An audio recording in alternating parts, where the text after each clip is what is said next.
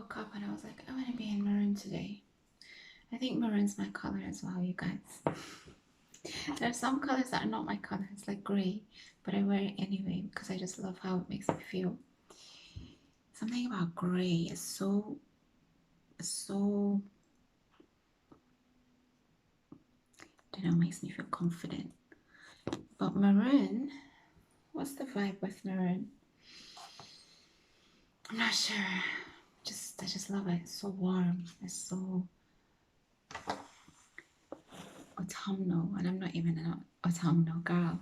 In fact, we've hit autumn in my mind, as you can tell. We've already hit autumn.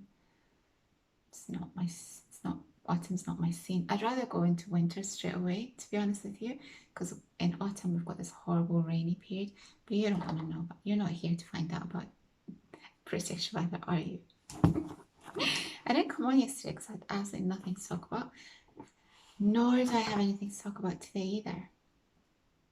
So I don't know that this is going to be a fabulous video. I don't even know what I'm going to title it because I don't even know what we're going to be talking about. But currently, I just wanted you to know that I'm reading Greg Harwood's Antihero, Orphan X. He's such a fantastic character. He's just so capable. Oh my gosh. That's what we want. We want capable people. I want to be capable. I want to be thought of as being capable. So my mood has been a little bit muted this week because of my toes just not getting better, and it's just going to be ages until I see the doc. Remember the doc? I feel like he's been a bit too relaxed about my toe, to be honest with you. Anyways, killed the vibe because I haven't been able to go to any drum and bass events this year. 6 months of no running. I was watching the drum and bass ride in, what city was it in? Sheffield. There was this one female runner, and she was such a beautiful runner. Like a really, you know, some runners just look like they're meant to run. They're just meant to run. They were born to run. She looked like one of those people. And the way she was just running to the bass, to the drum bass, was so beautiful. And I thought, it's been such a muted year simply because I couldn't exercise in the way that I wanted to. Exercise is such a phenomenal thing. I don't know why anyone wouldn't exercise. I discovered this guy this week called, I think I've actually discovered him before, but I didn't pay much attention to him because he uses this one particular word which I just don't like this word because it's used to describe, in a derogatory way, to describe people with disabilities. So I don't like this word. I feel like comedians can joke about absolutely anything, but even race to some extent. Yeah, even race. The one thing that I find difficult when comedians joke about is disabilities. I just don't, there's never been something that I've vibed with. So that's why I didn't really watch this guy, because of that. But then for some reason he keeps coming up on my sidebar. So I was like, screw it, let me just watch one of his full videos. And it was Elisha Long. Have you heard of him, guys? I think he's really funny. He's funny. He's quirky. I think he's probably followed the LFA format, being in his backyard, very chill vibes. So we need to give kudos to LFA for starting that whole thing. But I like him. He's very likable. And these days, because I want to know if I'm watching a grifter or not, because I really do not want to be watching grifters on YouTube. I do a little bit of sleuthing to see what they're about, who they are. So I just went and typed his name into Google, and his wedding actually came up. I don't know if I'm outing him by saying this, so I won't give too many details. But I did go and watch his wedding video, and I was just shocked for a couple of reasons. I was shocked that he's so young. Well, he looks really young. He's so young and he's married. Why are all these men getting married so young? It just baffles me. Maybe we'll talk about that today. Maybe we've just found a topic to talk about, you guys. So first, I'm just baffled that he's marrying so young. But secondly, and thirdly, he actually looked really happy. And I always think that when men get married in their wedding videos and pictures, I don't know that they always look really happy, but he actually looked genuinely happy. And finally, his girlfriend, wife, she just looked like a good girl, like a nice girl. And her parents were there and they seemed to really like him. It was very wholesome and very lovely. And I just thought, yeah, I get it. I get why they're getting married. So that's what I was trying to figure out, whether he's a grifter or not. And I mean, I don't know. I don't think so. I think he comes across very well. He's very intelligent. The kind of intelligent that is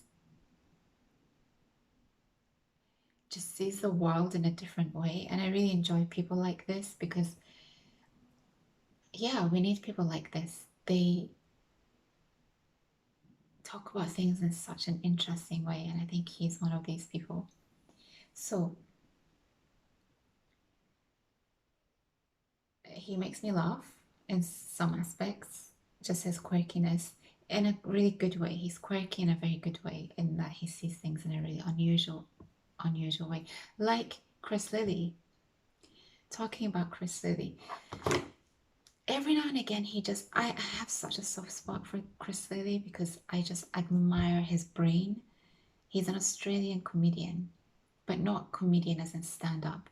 He does these different series.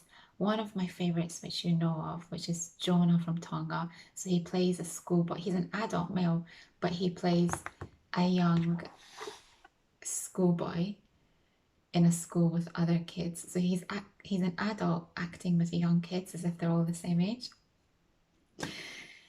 And I think he got a lot of flack for some reason around the whole woke movement, when people were just taking things far too seriously. Like I said, I have no issues at all with people joking about anything. My one thing is this, just to say disabilities. I don't know, it doesn't really. So I was really shocked that people had come for him because Jonah from Tonga is so wholesome and is so heartwarming. It's so heartwarming. And then one of my other favorite characters of his is he plays a Japanese woman who's raising a skateboarding son who's becoming internationally famous, but especially in Japan, I think. Her accent of a Japanese woman is really, really great. But the hilarious thing about this particular series, is that she forces her young son, underage son, to pretend he's gay because she thinks that he'll get more acclaim. He'll become more famous if he comes out. It's just so bonkers. And then for some reason, whenever I need Chris Lilley, he just comes up on my, I don't want to say feed, whatever you call it. He just appears on my YouTube. And he'd done this series called Lunatics, which I didn't know anything about, which is really kind of crazy because I sort of do follow him. I suppose I follow him for just these specific characters, but he's done this series called Lunatics, and one of the characters is this girl. So again, he plays a girl who's got elongated legs. She's a twin with another girl. They're not identical. The other girl's normal height, very pretty, attractive. Chris Lilley's character, is it Becky maybe? She's just so tall and she's got these unusual chunky legs, and it's very difficult because she gets bullied in school. I mean, it's so heartwarming but funny at the same time. So his brain, he does so many. I'm only describing 3 characters to you. He does so many characters and they're so brilliant. Like, you think, who came up with this? What kind of brain must you have to sit and think about these characters. Imagine having a brain where you can just make yourself laugh at any moment because you're just constantly coming up with these crazy characters. And this is the last thing I'll say about Chris Lilley. One of his characters is an Aussie estate agent. I mean, all his characters are Aussie, apart from when he's playing Jen Ozaki, the Japanese one. He plays a estate agent who's got an enlarged derriere. Apparently, all the people in his family have enlarged derrieres. So one of the clips that I saw, he was just bending over, but because his derriere is so large, he knocked something. It's just so ludicrous. It's so ludicrous, but it's hilarious. So yeah, like people who see the world in such a different way and who can amuse themselves. There are moments when Elijah Long just makes himself laugh because of the things that he's coming out with. So I think he's a really positive person on YouTube, especially obviously for men. I think he's a men's channel. I don't really watch female content. It doesn't really interest me that much. And male content, I'm not even really sure why I watch male content, although I'm not really watching as much of it as I used to. I did catch a video with John Griffin today. So yeah, when I was watching Elisha Long, I thought he's got his act together to get married that young. But he's married a good woman. And I think this is the key. If you're gonna marry so young, you better make sure it's a good woman. She comes from an ethnic background, good family, and you know that she's not going to be a problem for him. And I really hesitate to say this because you have no choice over the family you're born into. You really don't. It's just luck of the draw. And I hesitate to say this because it's such an unfair thing to say.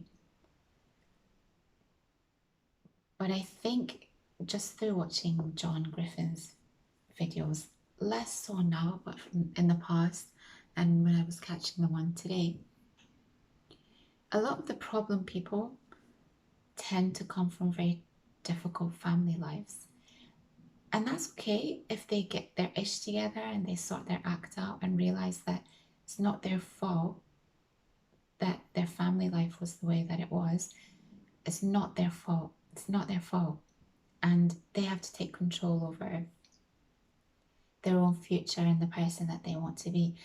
And I'm sure it's going to be a lot of work, but I think it will be worthwhile because obviously we all want to have a peaceful and happy and serene life, I think. So I was just thinking today, we're in a society now where you have to choose really carefully, and some people just choose really well. I think he's chosen well, and she's probably chosen well too, because he seems like he's got his act together. And that's one way to mitigate having these difficulties later on in life, because what you don't want, which is what John Griffin was talking about today, is to deal with people who have severe issues. He was speaking specifically about BPD, bipolar disorder, which I don't know anything about. I know a lot about psychopaths because I've dealt with psychopaths, either in a work-related fashion or acquaintances that came my way. So I know a lot about psychopaths. I also know about sociopaths because I've just witnessed them. And they, I believe, as I've mentioned many, many times before, are far more dangerous than psychopaths. Because if you square up to psychopaths, and by that I mean if you show them that you know what their game is all about, you recognize who they are. But they love me because I just accept them. I find their movements, their moves fascinating. So they leave me alone because I accept them. They don't bother me. And I think because I tend to accept people for who they are, they feel some kind of comfort in being around me because I'm just like, okay, you do, as long as you're not troubling me, you do you. As soon as they start troubling me, of course, that's when they get the chop. Hi. But otherwise, you learn so much from them. So I recommend having at least one psychopath who's very successful, might I add, in your life at some point so that you can just learn how they operate. Sociopaths, no, you do not want to know how these people work. They're scary. They're really scary because they're not in control. They're not in control. And I'm guessing that BPD is a similar sort of thing. They just bipolar, right? They go in and out of different people. Sometimes they're normal, sometimes they're not. That must be a headache to deal with. And I'm just thinking to myself, young people, whether it be women or men, he's talking about women suffering from BPD, and I'm guessing narcissism is something that is considered a female trait as well. But in all honesty, I think that men and women are prone to these conditions, and you can't really. I mean, women are challenging. I stay away from them as much as possible. When you get great women, they're great, and there's just such a relief to have to deal with them. But I'm often amused by how men feel so troubled that they can't date women. Not amused as in, haha, you can't date a woman. No, no, no, not like that. Amused as in, you are going to be what's it called? A lamb to the slaughter. Is that the expression? You guys know me and expressions don't gel. Lamb to the slaughterhouse. You will not understand women unless you're another woman who has to deal with them, because they tend to show who they truly are to other women. Or someone who's older and who's had to deal with them and so recognizes what they're like, whether it's in a workplace or in a relationship fashion. So when these younger guys say, you know, I can't date, I'm like, good, great, amazing. Don't date. Get your house in order, focus on yourself, and then that will come. And by that point, you will have a better understanding of people and life. Because if you settle down with these type of women when you're young and you have no idea about them, you're going to live a very difficult and miserable life. And you can see this from the comments underneath videos by John Griffin's Fears. It's these people, these women, men have different issues. Like psychopathic men, they just lie. They like there's no tomorrow. I mean, you sit and look at them dumbfounded at how much they lie, just amazed at the effortlessness with which these people lie. It doesn't make any sense. You're just like, how do you feel no shame about lying like this?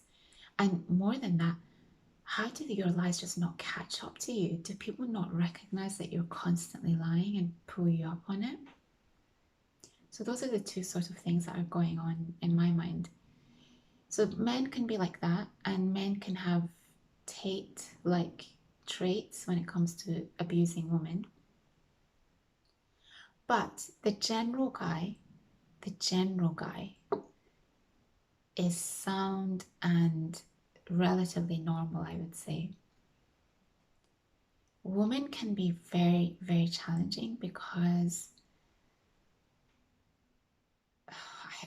I can't even describe women because I've been away from women for so long. I have to deal with them to some extent, but I minimize my interaction with them as much as possible.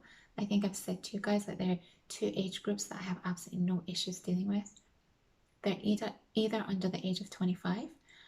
I'll be generous and say under the age of 27. And anything above maybe retirement age, 65 plus. I'll be generous and say 60 plus. Anything in between, tread carefully is what. So I'm often, if I was a man, thankfully I'm not a man, although I think it would be interesting to experience being a man. if I was a man, I wouldn't feel any sort of unhappiness that I couldn't date most women.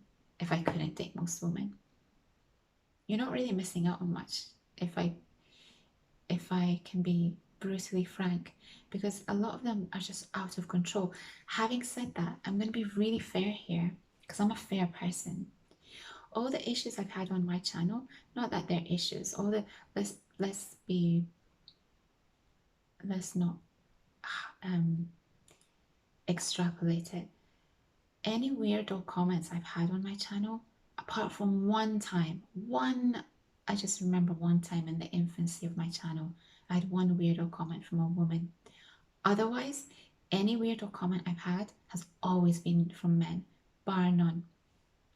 I think because I'm not around these type of men, these weirdo men, I have such a sort, and I'm not around the dangerous type of men, take like, I have a very positive view of men in general.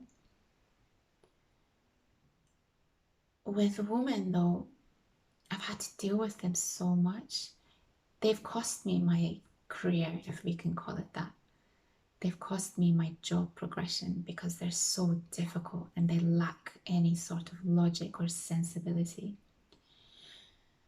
And so, if I was a man, I would be focusing on just myself in my 20s, even maybe even in my early 30s, and I would only be focusing on women later on. I know that's hard, we all have hormones, but it might actually save your life. And by saving your life, I'm not talking about, you know, I'm not talking about it in that way. I'm talking about it in the sense of saving your peace of mind, maybe saving you financially, and also not hindering your progression because difficult women can hinder your progression.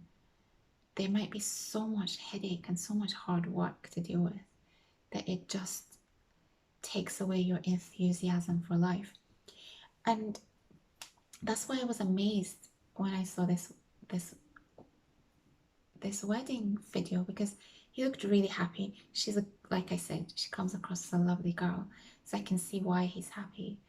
But it does amaze me when men marry young. He's smart though because he married someone who, again, I don't want to out him in any way, but he's married well.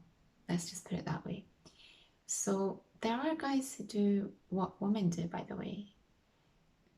There are men who marry up in the same way that there are women who marry up. In my experience of dealing with people, I have come across quite a few men who've done that too. So it's not something that's just relegated to women. This tendency to marry up. Some very smart men do the same. So in conclusion, on a video that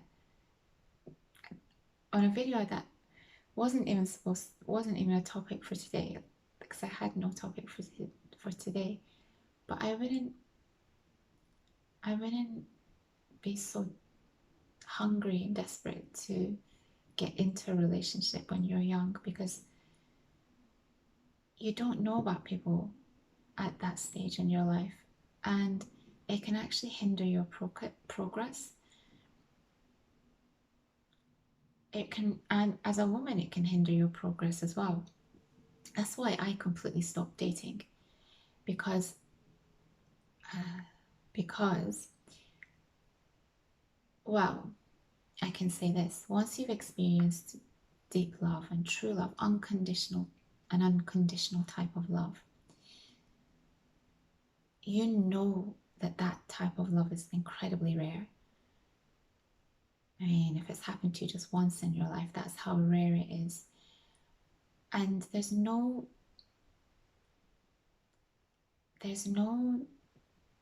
desperation or requirement to to just date willy-nilly because you realize how much of a waste of time it is if it's not someone that you're truly and deeply in love with. And this will be my final comment on this because a comment that was left on one of my recent videos, and it made me really think.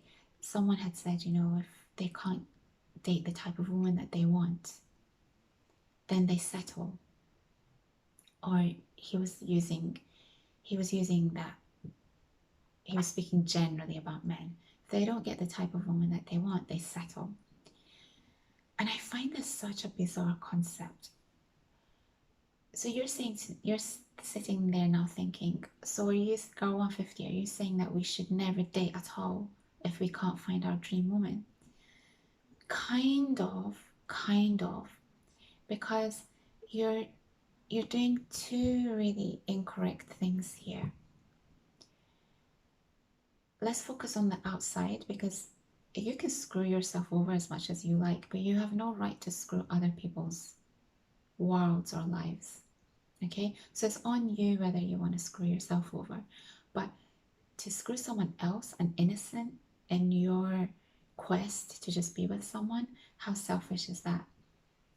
This is the crux of my issue with this, is that men and women, we know that women do this as well, because they just want to have babies, or they want to have security, financial security, etc., etc.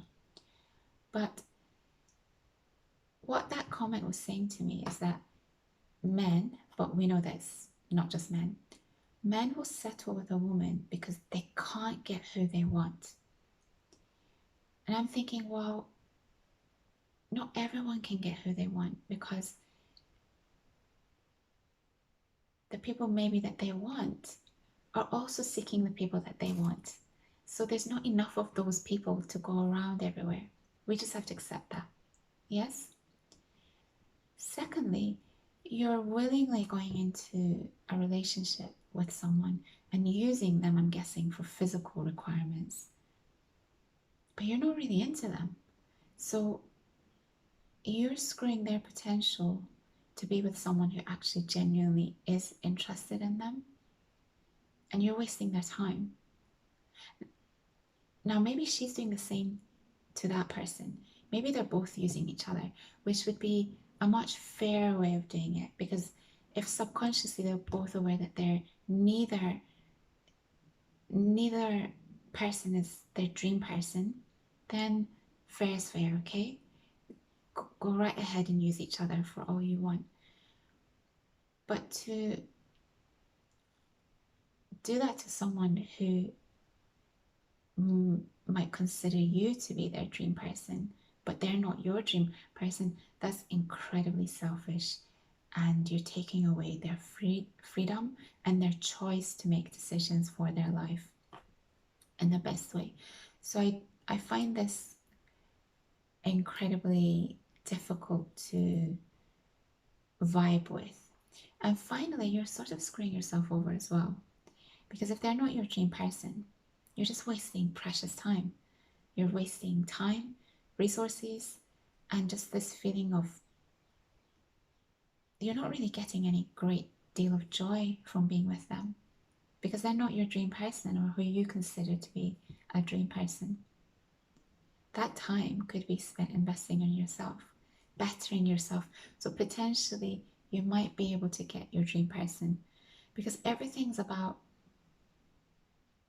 ultimately everything is about, if you want the dream person, you also have to be the dream person. I've alluded to this in my previous videos. I can't really properly date until I'm proud of myself, because I know that energy just comes off of me. If I'm proud of myself, people can just sense that. I love myself, but I'm not currently proud of myself, because I've let myself down a little bit over the years, or a lot, depending on who you speak to. So until I'm proud of myself, it's not possible for me really to, and this is a maybe this is a mental block. Maybe I can remove that mental block and just be proud of myself for being a very good human being. Maybe that's all I need to be proud of. But I have high standards of myself. So it's not just about being a good human being. I have to be proud of myself for other things as well. I was watching this morning, because I'm one of the reasons of my mood has been low is not just because of my foot and that I've missed out on so much fun this year, and it's really stopping me from exercising, which I really rely on for my peace of mind and my happiness and my positivity. I'm just troubled by what's going on in the world, and it's difficult for me to understand how people can be so apathetic to what's going on in the world. So I was thinking a little bit about that, and I just went to watch Prof M very quickly this morning on an interview. And I thought to myself, I mean, he's a happily married man, I'm guessing. So I don't want to, we don't talk about people who are in things in that way. That's just disrespectful. But if a man like him, how's that? If a man like him said to me, I meet him today and he said to me tomorrow, let's get married, I'd be like, okay then. Because he's literally got everything. He's got everything that you're looking for. Intelligence, decency, ethics, morality, honesty, principles, kindness,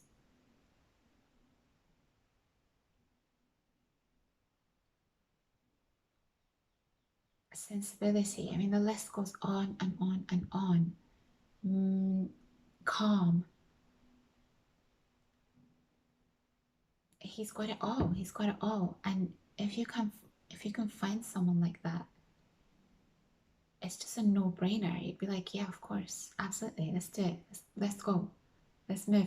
So whoever his wife is, she's an incredibly lucky woman. And I'm sure he would say the same about his wife as well. So that's to say that there's no point sitting here feeling bad about why you can't find the woman that you want. Maybe there's a reason for that. Maybe you're just not ready and you need to ready yourself. And maybe the universe is doing you a favor.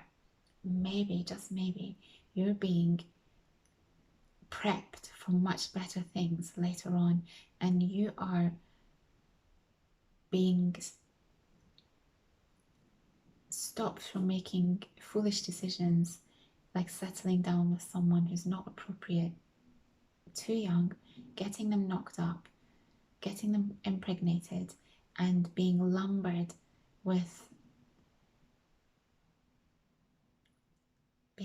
to look after these innocent children for the next 18 years of your life. So maybe there should just be a big, huge sigh of relief and a greater focus on